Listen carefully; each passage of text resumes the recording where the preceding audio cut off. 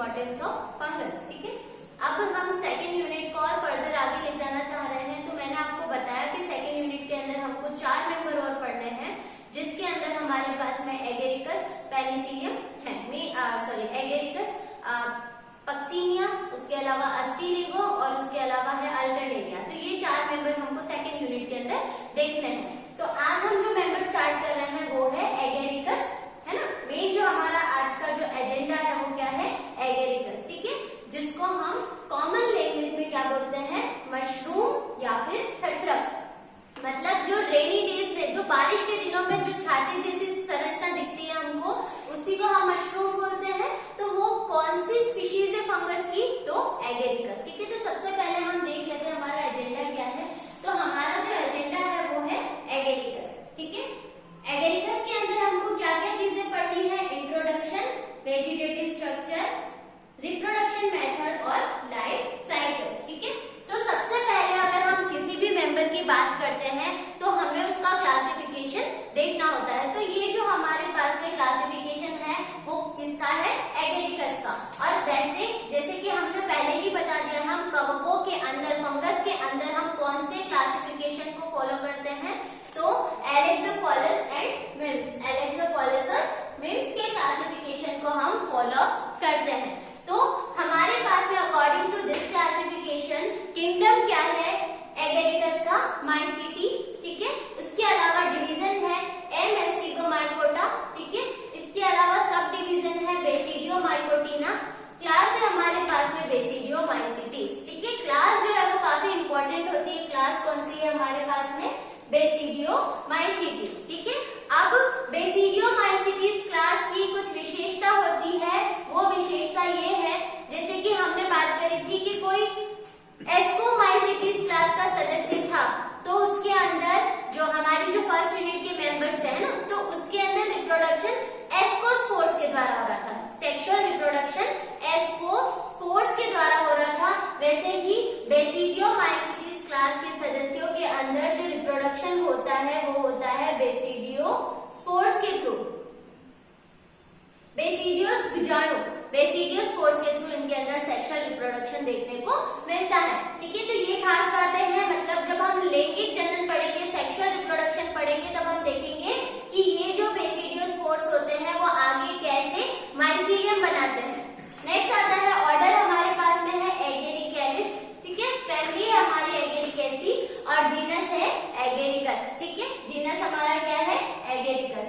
अब टोटल जो स्पीशीज है भारत के अंदर पाई जाने वाली एगेरिकस की कितनी है, 25 जातियां जो है वो एगेरिकस की भारत के अंदर जनरली पाई जाती है। जैसे कि एगेरिकस कैम्पेस्ट्रिस, एगेरिकस कैम्पेस्ट्रिस सबसे इंपॉर्टेंट है, जो कि सबसे ज्यादा एज अ मशरूम यूज में ली जाती है। इसके अलावा एगेरिकस रॉडबेरी है, एगेरिकस बाइस्पोरस है। भारत में सबसे ज्यादा उत्पादन या सबसे ज्यादा जो प्रोडक्शन होता है वो होता है एगेरिकस बाइस्पोरस का। ठीक है, इसके अलावा अगर हम बात करें कि अगर एगेरिकस के अंतर्गत हमने क्लासिफिकेशन की बात करी, नेक्स्ट हम किसकी बात करते हैं, अगर हम इसके हैबिटेट की बात करें, इसके आवास की बात करें, तो हैबिटेट मतलब इसका आवास, कि कहां पर एगेरिकस की जातियां जो है वो सबसे ज्यादा पाई जाती हैं। तो एगेरिकस जो है वो आपका सेप्रोफिटिक फंगस है। कैसा है, सेप्रोफिटिक। सेप्रोफिटिक फंगस होने का मतलब क्या होता है, मृतोपजीवी कवक है जो अपना पूरा जीवन जो है वो मृत कार्बनिक पदार्थों के ऊपर यापन करता है और उन्हीं से पोषण जो है वो प्राप्त करता है। तो अगर हम हैबिटेट की बात करें तो सेप्रोफिटिक फंगस है कौन, आपका एगेरिकस। अब इसके अंदर एगेरिकस के अंदर खास बात क्या होती है, रेनी सीजन या वर्षा के दिनों में, वर्षा के दिनों में एगेरिकस का जो माइसीलियम होता है इसके ऊपर एक स्पेशल संरचना लगती है जिसको हम बोलते हैं बेसिडियोकार्प। क्या बोलते हैं, बेसिडियोकार्प या फिर फलन पिंड। तो मैं क्या बोल रही हूँ कि मैंने बोला कि जो आपका एगेरिकस है वो हैबिटेट की दृष्टि से, आवास की दृष्टि से मृतोपजीवी है, सेप्रोफिटिक है। ये अपनी सारी की सारी जो लाइफ साइकिल है वो मृत कार्बनिक पदार्थों पर, डेड और डिकेड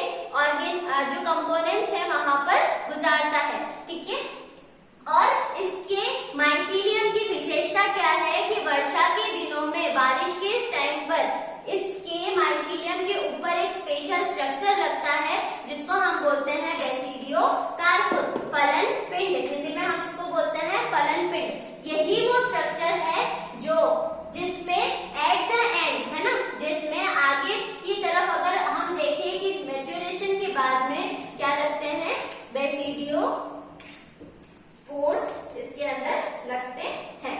ठीक है, तो बेसिडियो कार्प ही वो संरचना है जहां पर आपके क्या लगेंगे, बेसिडियो स्पोर्स लगेंगे, और यही basidio spores at the end क्या करेंगे, आपका रिप्रोडक्शन में हेल्प करेंगे, मतलब कि यही आपका फ्यूज होकर के माइसीलियम बना देंगे। ठीक है, तो हमने बात की इसका आवास, तो इसके आवास की दृष्टि से ये थी सैप्रोफिटिक, और वर्षा के दिनों में रेनी सीजन में इसमें बेसिडियो कार्प जो है वो लगता है, जिसके अंदर मैचुरेशन के बाद में बेसिडियो स्पोर्स बनते हैं, और यही बेसिडियो स्पोर्स आगे जाके फ्यूज होकर के, है ना, क्या करते हैं, नया माइसीलियम बना देते हैं। तो ये तो बात हो गई इसकी जनरल। ठीक है, इसके अलावा अगर हम बात करें कि भारत में सबसे ज्यादा खाया जाने वाला मशरूम जो है, या भारत में सबसे ज्यादा प्रोडक्शन किया जाने वाला एगेरिकस की कौन सी जाति है, तो एगेरिकस की एक स्पीशीज है एगेरिकस बाइस्पोरस। एगेरिकस बाइस्पोरस जो स्पीशीज है वो सबसे ज्यादा प्रोडक्शन किया जाता है इंडिया के अंदर। अगर हम नेक्स्ट चीज की बात करें एगेरिकस के अंदर,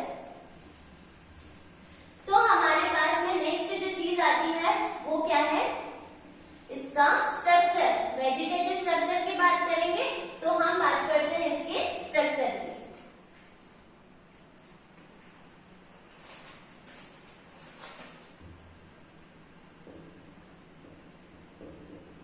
स्ट्रक्चर मतलब इसकी संरचना कैसी है। ठीक है, अभी कोई भी मेंबर है पढ़ेंगे हम, तो जैसा कि सबसे पहला क्लासिफिकेशन हो गया, दूसरा इसका हैबिटेट हो गया, जनरल जो बातें हैं, सबसे ज्यादा उगाया जाने वाला कौन सा है, या सबसे ज्यादा भारत में 25 जातियां हैं, तो इम्पोर्टेंट स्पीशीज कौन सी है, सबसे ज्यादा खाई जाने वाली किसके फॉर्म में, मशरूम के रूप में सबसे ज्यादा यूज में ली जाने वाली जाति कौन सी, इन सब के बारे में हमने डिस्कशन कर लिया। अब हम देखते हैं कि इसका जो स्ट्रक्चर है वो कैसा है। तो एगेरिकस का जो स्ट्रक्चर है उसको हम दो पार्ट में डिवाइड करके पढ़ते हैं। इसके स्ट्रक्चर को हम दो चीजों के अंदर डिवाइड करके पढ़ते हैं, इसकी संरचना को। सबसे पहली चीज तो है इसका वेजिटेटिव स्ट्रक्चर। सबसे पहली चीज हम क्या पढ़ेंगे, इसके वेजिटेटिव स्ट्रक्चर के बारे में। ठीक है, और दूसरी चीज हम क्या पढ़ेंगे इसके अंदर, इसका बेसिडियो कार्प, मतलब इसका फलन पिंड। ठीक है, तो जो तीसरा टॉपिक है मतलब स्ट्रक्चर, इसके अंदर हम दो चीजें पढ़ने वाले हैं। एक तो पढ़ेंगे इसका वेजिटेटिव स्ट्रक्चर और एक पढ़ेंगे इसका बेसिडियो कार्प, फलन पिंड, जो हमने बात करी कि वर्षा के दिनों में इसके माइसीलियम के ऊपर बनता है। तो अगर हम बात करें वेजिटेटिव स्ट्रक्चर की, तो वेजिटेटिव स्ट्रक्चर में हम हमेशा किसके बारे में पढ़ते हैं, माइसीलियम के बारे में। तो अगर हम बात करते हैं इसके वेजिटेटिव स्ट्रक्चर की, तो हमको बात करनी होगी कि इसका माइसीलियम कैसा होता है। तो हम क्या देखते हैं कि हमने बात करी कि जो बेसिडियो स्पोर्स होते हैं, बेसिडियो स्पोर्स होते हैं दो भिन्न प्रभेदों के बेसिडियो स्पोर, मतलब कि पॉजिटिव और नेगेटिव, है ना। ये बेसिडियो स्पोर्स जो होते हैं ये कहां से आते हैं, ये भी हम बात कर रहे हैं। तो ये जो बेसिडियो स्पोर्स है ये फ्यूज होते हैं, ये क्या करते हैं, इनका संलयन होता है, और इससे बनने वाला जो माइसीलियम होता है उसको हम बोलते हैं प्राइमरी माइसीलियम। इससे बनने वाले माइसीलियम को हम क्या बोलते हैं, प्राइमरी माइसीलियम। ठीक है, बेसिडियो स्पोर्स के फ्यूजन से बनने वाला जो माइसीलियम होता है वो कहलाता है प्राइमरी माइसीलियम, और यही प्राइमरी माइसीलियम के जो हाइफी होते हैं, इसके जो कवक तंतु होते हैं, वो आपस में संलयित होकर के वो आपस में जुड़ते हैं। इस प्रोसेस को हम क्या बोलते हैं, सोमेटोगेमी। जब बॉडी जो है ना, सोमेटो मतलब कायुग्मन, कायुग्मन मतलब जब हाइफी आपस में जुड़ करके नया माइसीलियम बनाते हैं। तो हमने क्या बोला कि दो भिन्न प्रभेदों के बेसिडियो स्पोर्स थे, वो जुड़े, वो संलयित हुए, क्या बनाया, प्राइमरी माइसीलियम बनाया। यही प्राइमरी माइसीलियम के हाइफी आपस में जुड़ करके बनाते हैं सेकेंडरी माइसीलियम। ठीक है, यही प्राइमरी माइसीलियम के हाइफी आपस में जुड़ करके क्या बनाते हैं, सेकेंडरी माइसीलियम, द्वितीयक कवकजाल। मतलब कि इसका जो स्ट्रक्चर है उसके अंदर हमको दो प्रकार के कवकजाल मेनली देखने को मिलते हैं।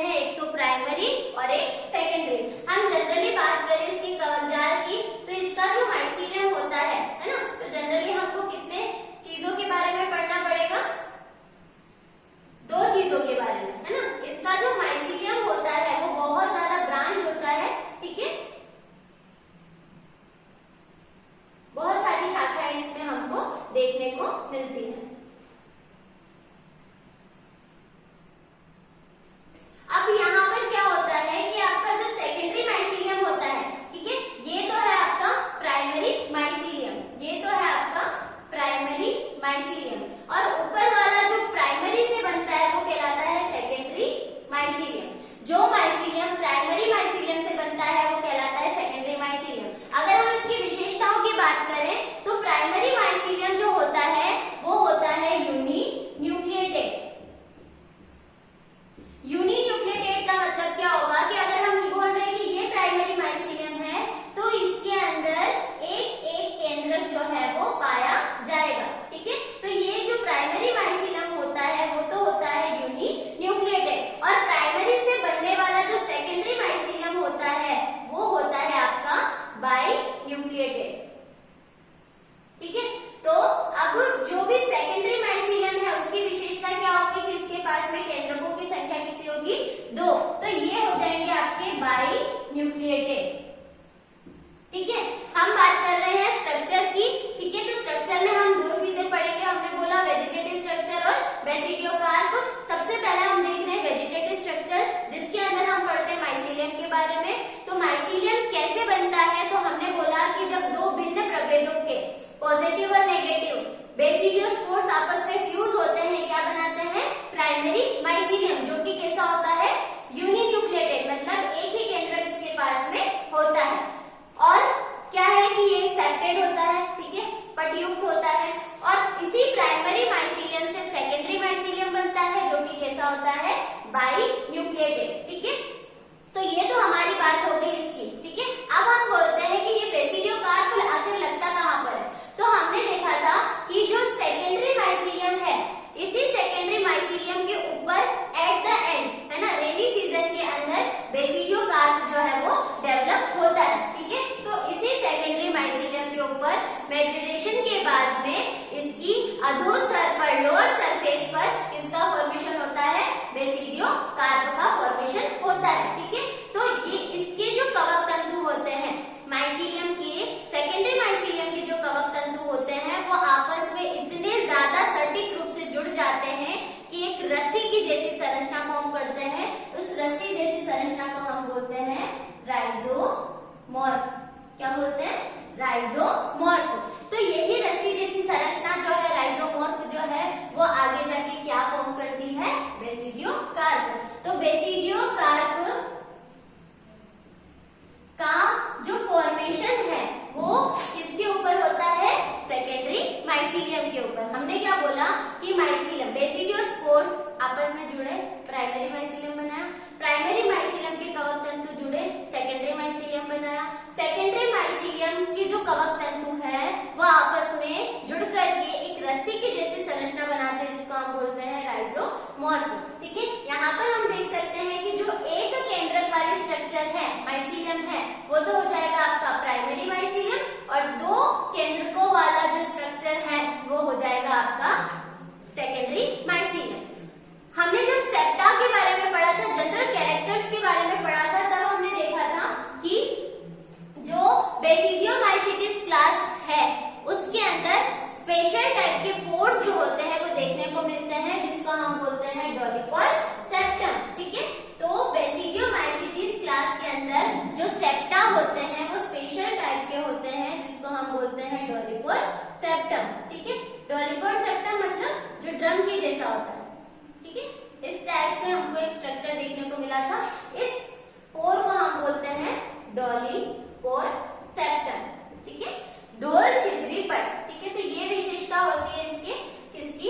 माइसीलियम की, है ना, प्राइमरी माइसीलियम और सेकेंडरी माइसीलियम। प्राइमरी माइसीलियम से सेकेंडरी माइसीलियम का बनना जो है वो कहलाता है आपका काय युग्मन। ठीक है, ये हमने बात करी कि इसके काय युग्मन के अंदर डाइकैरियोटाइजेशन, जिसको हम बोलते हैं, प्राइमरी से सेकेंडरी माइसीलियम का बनना डाइकैरियोटाइजेशन कहलाता है ना। अब हम बात करते हैं, हमने बात करी कि ये बेसिडियोकार्प इसका फॉर्मेशन कैसे हो रहा है। तो सेकेंडरी माइसीलियम पर क्या बना? सेकेंडरी माइसीलियम पर राइजोमॉर्फ बना, हमने बात करी। ठीक है, और यही राइजोमॉर्फ जो है वो आगे जाके क्या बनाता है? बेसिडियोकार्प।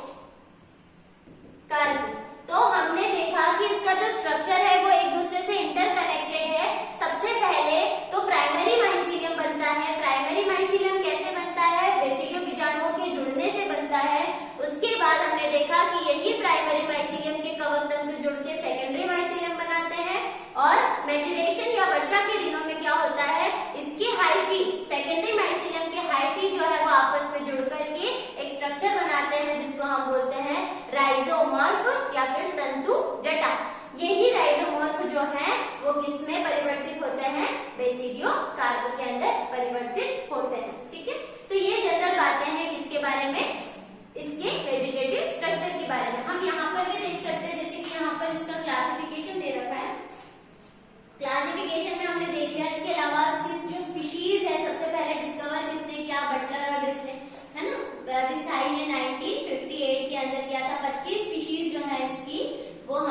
देखने को मिलती हैं कहाँ पर, भारत में, है ना। कुछ इंपॉर्टेंट स्पीशीज दे रखी है जैसे एगेरिकस ओरियोफुलस, ठीक है, फुलबस। उसके अलावा है आपकी ये सारी कंपेस्ट्रिस हो गई, ठीक है, ऑरिवेलस हो गई, उसके अलावा बर्किलो हो गई। तो ये कुछ स्पेशल स्पीशीज है एगेरिकस की।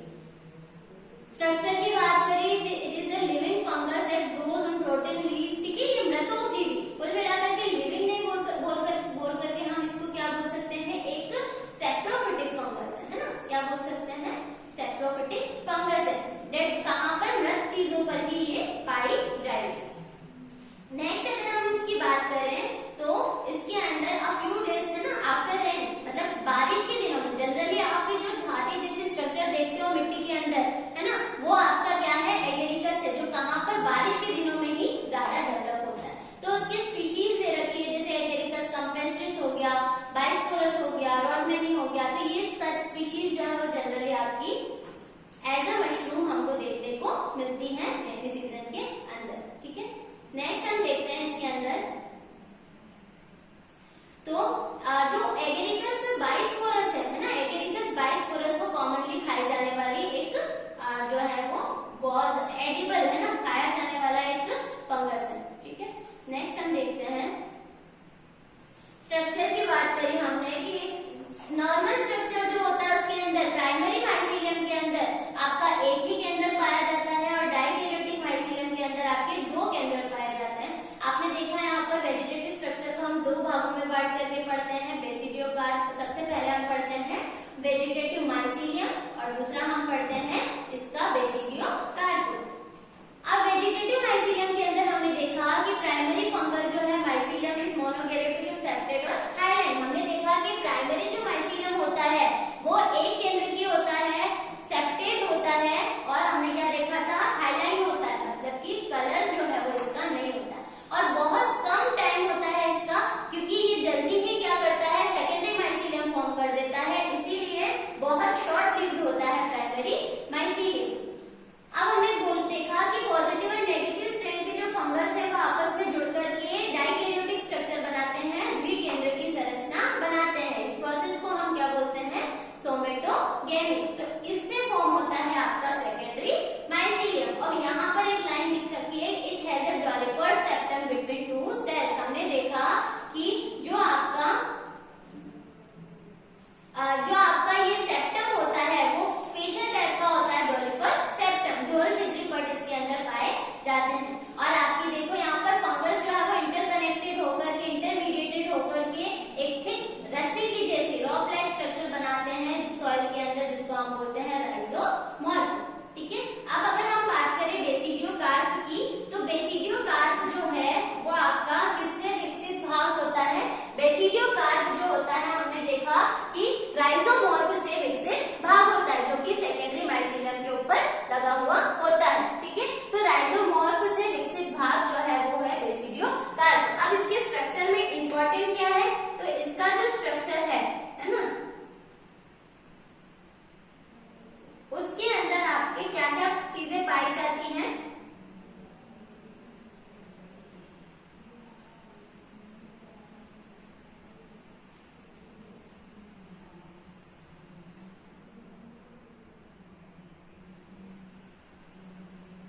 तो इसके अंदर एक तो होता है छत्र जिसको हम बोलते हैं पाइलस, और एक होता है स्टॉक जिसको हम बोलते हैं छतरी का व्रण, ठीक है। तो दो मेन स्ट्रक्चर होते हैं इसके संरचना के अंदर, बेसिडियोकार्प के अंदर।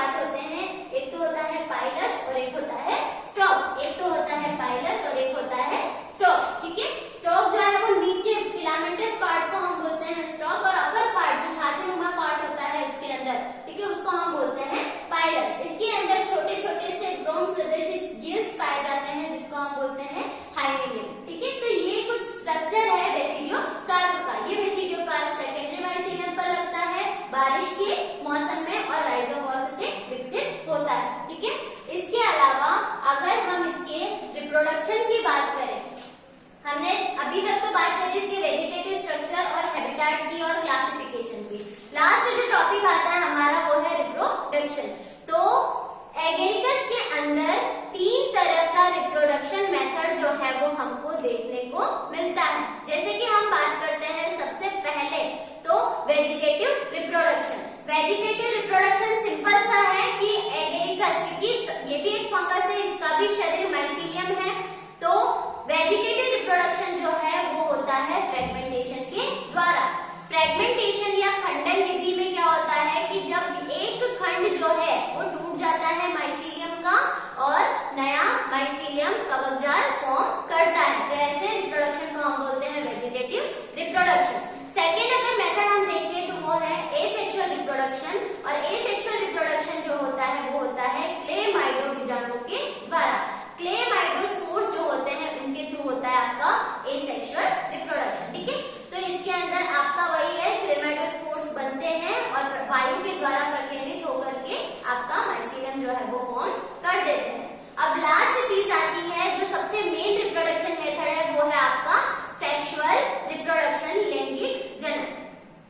जनरली हम क्या देखते हैं कि जितने भी कवक होते हैं इसमें कोई ना कोई मेल पार्ट होता है और कोई ना कोई फीमेल पार्ट होता है जो कि मेल गैमेट और फीमेल गैमेट को बनाते हैं। लेकिन जो एगेरिकस की स्पीशीज है इसके अंदर आपका कोई भी मेल पार्ट या फीमेल पार्ट जैसा स्ट्रक्चर नहीं होता है। ठीक है, जैसा कि हमने पेनिसिलियम और एल्बुगो इन सब में पढ़ा था कि सोमेटोगेमी होती है, काय युग्मन होता है, वैसे ही एगेरिकस के अंतर्गत भी क्या होता है, काय युग्मन सोमेटोगेमी जो है वो देखने को मिलती है। ठीक है, हमने क्या बोला था कि इसका जो, जैसे कि हम बात करते हैं कि सेक्सुअल रिप्रोडक्शन के अंदर क्या होता है, तो सेक्सुअल रिप्रोडक्शन के अंदर क्या होता है कि सबसे पहले प्राइमरी माइसीलियम बनेगा। प्राइमरी माइसीलियम कैसे बनेगा वो भी हम देख चुके हैं कि जब 2 अलग अलग प्रभेदों के बेसिडियोस्पोर्स आपस में संलयित होंगे तो क्या बना देंगे, प्राइमरी माइसीलियम बना देंगे। तो सेक्सुअल रिप्रोडक्शन के अंदर हमको क्या देखना है कि सबसे पहले प्राइमरी माइसीलियम बनता है। प्राइमरी माइसीलियम जो होता है वो आपका कैसा होता है, सेप्टेड होता है, पटयुक्त होता है। ठीक है, और उसके अंदर केंद्रक की संख्या कैसी होती है, 1 होती है। अब हमने देखा कि प्राइमरी माइसीलियम कुछ टाइम के बाद में सेकेंडरी माइसीलियम बना देता है और इस प्रोसेस को हम बोलते हैं डाइकैरियोटाइजेशन, मतलब इसके कवक तंतु मिलकर के सेकेंडरी माइसीलियम बना देते हैं। अब हमने देखा कि सेकेंडरी माइसीलियम जो है वो आपका डाइकैरियोटिक है, मतलब 2 न्यूक्लियस इसके अंदर है। ठीक है, और इसी के अंदर आपका राइजोमॉर्फ बना और राइजोमॉर्फ से क्या बना, बेसिडियोकार्प। बेसिडियोकार्प का जो जनरल स्ट्रक्चर है वो हमने देख लिया। अब हम देखते हैं कि बेसिडियोकार्प का जो इंटरनल स्ट्रक्चर है उसके अंदर क्या खास खास बातें हैं। तो बेसिडियोकार्प जो है, अगर हम इसके इंटरनल स्ट्रक्चर की बात करें तो इसके अंदर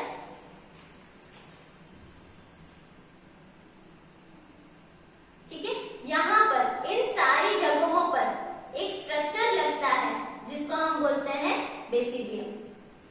ठीक है, उस बेसिडियम का जो स्ट्रक्चर होता है वो कुछ इस टाइप से होता है।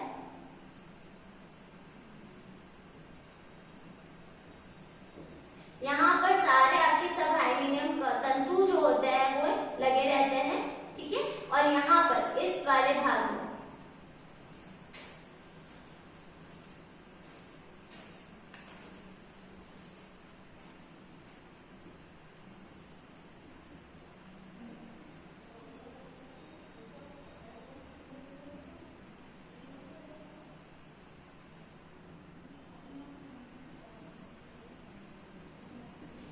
सब जगह इस टाइप का पार्ट लगा होता है। अब इसके अंदर क्या क्या होता है तो हम देखते हैं कि ये तो इंटरनल स्ट्रक्चर है किसका, बेसिडियो कार्प का। ठीक है, ये इंटरनल स्ट्रक्चर है किसका, बेसिडियो कार्प का। अगर हम देखें तो ये वाला जो स्ट्रक्चर है, अगर हम सिंगल स्ट्रक्चर की बात करें तो ये इस टाइप का स्ट्रक्चर है।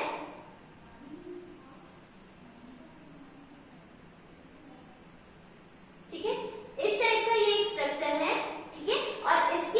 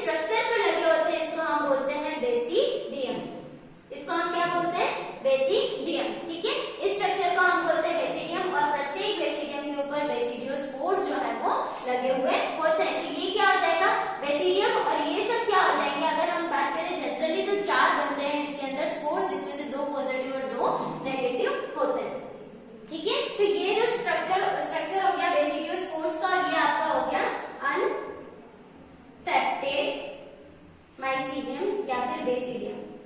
ठीक है, तो ये एक जनरल स्ट्रक्चर होता है, इसको हम हाइमेनियम बोलते हैं। ठीक है, तो ये एक जनरल स्ट्रक्चर होता है बेसिडियो कार्प का। ठीक है, हम बात कर रहे थे कि इसका जो स्ट्रक्चर होता है वो स्ट्रक्चर कैसा होता है, तो हमने देखा कि बेसिडियो कार्प तक हम आ गए थे, सेकेंडरी माइसीलियम से बेसिडियो कार्प बन गया था। हमने देखा कि एक बेसिडियो कार्प का जो स्ट्रक्चर होता है वो कुछ इस टाइप का होता है। ठीक है, जिसके अंदर बहुत सारे हाइमेनियम लगे होते हैं और बहुत सारे बेसिडियम जो होते हैं वो इसकी अधोस्तर के ऊपर लगे हुए होते हैं। हम देखते हैं कि एक बेसिडियम का जो स्ट्रक्चर होता है, एक अनसेपरेटेड बेसिडियम का जो स्ट्रक्चर होता है, उसके अंदर हमको 4 बेसिडियो स्पोर्स देखने को मिलते हैं। 4 बेसिडियो स्पोर्स, जिसमें से हमारे दो होते हैं पॉजिटिव और 2 होते हैं नेगेटिव, है ना। तो अब हमारे पास में बेसिडियो स्पोर्स बन गए हैं, तो यही बेसिडियो स्पोर्स के जो प्रभेद हैं, ये पॉजिटिव और नेगेटिव, ये आपस में जुड़ के क्या करेंगे कि प्राइमरी माइसीलियम बना देंगे। तो इस तरह से एक साइकिल जो है वो चलती रहेगी कि बेसिडियो स्पोर्स बने, कैसे बने हमने देखा, तो इसके बेसिडियो स्पोर्स जुड़े, प्राइमरी माइसीलियम बनाया, प्राइमरी माइसीलियम ने सेकेंडरी माइसीलियम बनाया, सेकेंडरी माइसीलियम पर राइजोमॉर्फ बना और राइजोमॉर्फ से आपका बेसिडियो कार्प विकसित हुआ। और यही बेसिडियो कार्प के अंदर हमने संरचना देखी और एट टाइम हमने देखा कि बेसिडियो स्पोर्स बनते हैं। बेसिडियो स्पोर्स 4 होते हैं, जिसमें से 2 पॉजिटिव और 2 नेगेटिव प्रभेद के होते हैं। ठीक है, तो ये बेसिडियो स्पोर्स जो थे वो वापिस से प्राइमरी माइसीलियम फॉर्म कर देंगे। तो इस तरह से इसकी जो लाइफ साइकिल है वो कंटिन्यूअसली चलती रहेगी। तो ये हमारा एक छोटा सा टॉपिक था एगेरिकस। ठीक है, इसमें हम देख सकते हैं यहाँ पर वेजिटेटिव स्ट्रक्चर के अंदर, तो बेसिडियो कार्प जो है ना, it is the aerial part of agaricus and it develops from underground rhizomorph. हमने क्या बोला कि जो आपका बेसिडियो कार्प होता है वो अंडरग्राउंड राइजोमॉर्फ से विकसित होता है। राइजोमॉर्फ क्या होता है, तो सेकेंडरी माइसीलियम के कवक तंतु आपस में जुड़ करके एक रस्सी समान संरचना बनाते हैं, जिसको हम बोलते हैं राइजोमॉर्फ। इट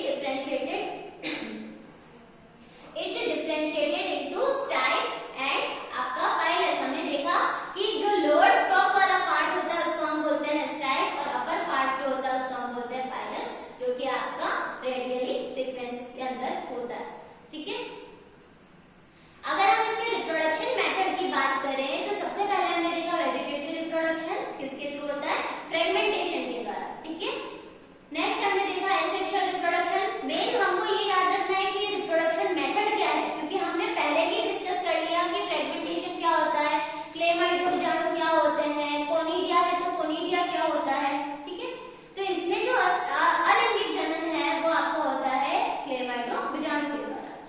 अब आप यहाँ पर देख सकते हैं कि सेक्सुअल रिप्रोडक्शन जो है एगेरिकस के अंदर कोई भी जननांग नहीं बनते हैं, सेक्स ऑर्गन का अभाव होता है।